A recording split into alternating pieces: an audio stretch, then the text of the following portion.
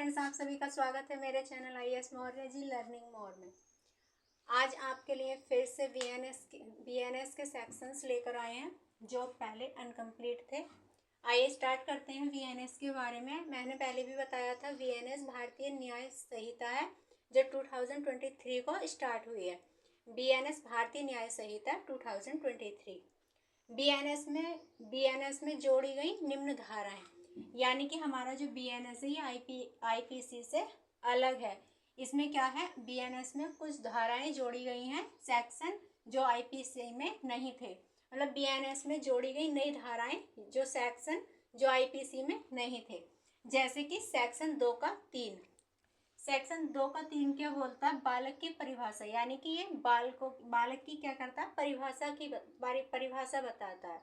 Section 2 का 3।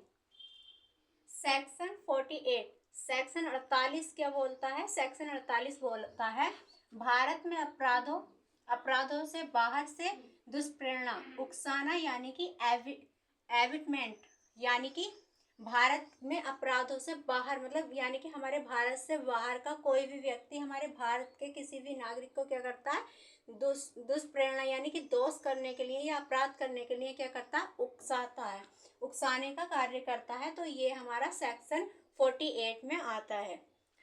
Section 69, मतलब section 69 की बात करें तो ये क्या करता है, सेक्शन 69 प्रवचनापूर्ण धोखेबाजी, यानी कि प्रवचनापूर्ण या धोखेबाजी साधनों का उपयोग करके मुथेन या सेक्स करना, यानी कि सेक्शन 69 क्या बोलता है, प्रवचनापूर्ण धोखेबाजी, यानी कि कोई व्यक्ति आपको धोखा देकर या किसी भी तरीके का कुछ बोलकर, जैसे कि मान लीजिए आपके साथ में कोई क्या करता है, आपको शादी का दिलासा देता है और फिर आपके साथ में वो कुछ गलत करता है, यानी कि मैथुन या सेक्स वगैरह करता है, उसके लिए सेक्शन 69 आता है।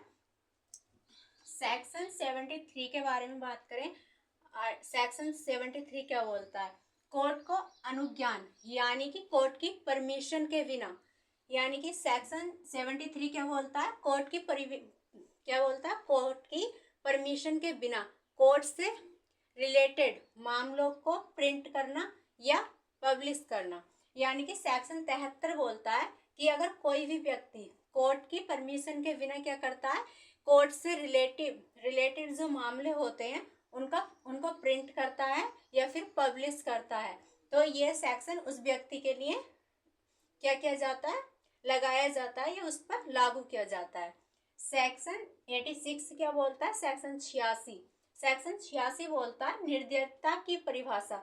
निर्दयता यानी कि मतलब निर्दयता आप जानते हैं, मतलब किसी भी व्यक्ति पर कोई भी निर्दयता नहीं दिखाता, मतलब उसके साथ में कुछ गलत करता है और उसे वो अपनी निर्दयता को क्या कर देता है, भंग कर देता है, तो सेक्शन 86 उसकी परिभाषा बताता है। सेक्शन 95 की बात करें, सेक्शन 95 क्या बोलता है, अपराध करने के लिए बालकों को भाड़े पर लाना या नियुक्त करना, यानी कि सेक्शन 95 बोलता है BNS का अपराध करने के लिए, यानी कि अपराध करने के लिए किसी बच्चे को क्या कहा जाता है, भाड़े पर लाना या नियुक्त करना, यानी कि आप अपराध करवाने के लिए, यानी कि किसी बच्चे को अपराध के लिए क्या करते हैं, भाड़े पर लाते हैं या नियुक्त करते हैं, तो उसके लिए सेक्शन 95 क्या होता है, लागू होता है। सेक्शन 103 का 2 क्या बोलता है, ये बोलता है 5 या 5 से ज्यादा लोगों द्वारा मृत्यु कारित करना। मान लीजिए कोई संगठन बनाकर 5 या 5 से ज्यादा लोग क्या करते हैं, किसी की मृत्यु कर देते हैं, तो सेक्शन 103 का 2 ये इसके लिए क्या होता है, लागू होता है या पारित होता है। सेक्शन 106 का 2, सेक्शन 106 का 2 क्या बोलता है, मैंने पिछली क्लास में बताया था आपको, मोटर व्हीकल एक्ट, उसी में ये सेक्शन 106 का 2 आता है, यानी कि वाहन व्हीकल से मृत्यु भारित करना, यानी कि 106 का 2 बोलता है अगर कोई व्यक्ति अपने वाहन से क्या कर देता है, किसी भी व्यक्ति की मृत्यु कर देता है, तो सेक्शन 106 का 2 इसके बारे में आता है। लेकिन ये सेक्शन 106 का जो 2 है अभी हमारे सुप्रीम कोर्ट में ये पेंडिंग में है, यानी कि इस पे चर्चाएं चल रही हैं, अभी लागू नहीं हुआ है। सेक्शन 111, सेक्शन 111 क्या बोलता है? संगठित अपराध, ऑर्गेनाइज्ड क्राइम, यानी कि मान लीजिए 2-4 लोग या 5-6 लोग क्या करते हैं? संगठित अपराध करते हैं, मतलब संगठन बनाकर किसी व्यक्ति का क्या करते हैं? किसी व्यक्ति को मार देते हैं या उसकी मृत्यु कर देते हैं। तो सेक्शन 111 संगठित अपराध के लिए क्या होता है? लागू होता है, इस पर लगाया जाता है। सेक्शन 112, सेक्शन 112 क्या बोलता है? छोटे संगठित अपराध, यानी कि छोटे संगठित अपराध मतलब कुछ ऐसे अपराध जो क्या कहते हैं, मतलब कम व्यक्तियों द्वारा किए जाते हैं, छोटे अपराध कहलाते हैं। सेक्शन 112 के तहत ये आते हैं छोटे संगठित अपराध। सेक्शन 113 क्या बोलता है? सेक्शन 113 बोलता आतंकवादी कृत्य, यानी कि टेररिस्ट एक्ट। ये क्या है? सेक्शन 113 आतंकी कृत्य, टेररिस्ट एक्ट, यानी कि हमारे देश का कोई व्यक्ति, हमारे देश से बाहर का कोई व्यक्ति हमारे देश में क्या करता? आतंकवादी कृत्य को फैलाता है, यानी कि टेररिस्ट, यानी कि हमारे देश में आतंकी प्रवाहन करता, आतंकी हमले करता है, तो सेक्शन 113 के तहत ये उस पर लागू होता है। सेक्शन 117 का 3 क्या बोलता है? सेक्शन 117 का 3 बोलता है घोर उपहरित या गंभीर चोट के द्वारा स्थायी विकलांगता, यानी कि घोर उपहरित या गंभीर चोट के द्वारा कोई व्यक्ति स्थायी रूप से क्या हो जाता है? विकलांग हो जाता है। तो सेक्शन 117 का 3 उस पर क्या होता है? लागू होता है, उसके लिए लागू होता है। सेक्शन 117 के 4 की बात करें, सेक्शन 117 का 4 क्या बोलता है?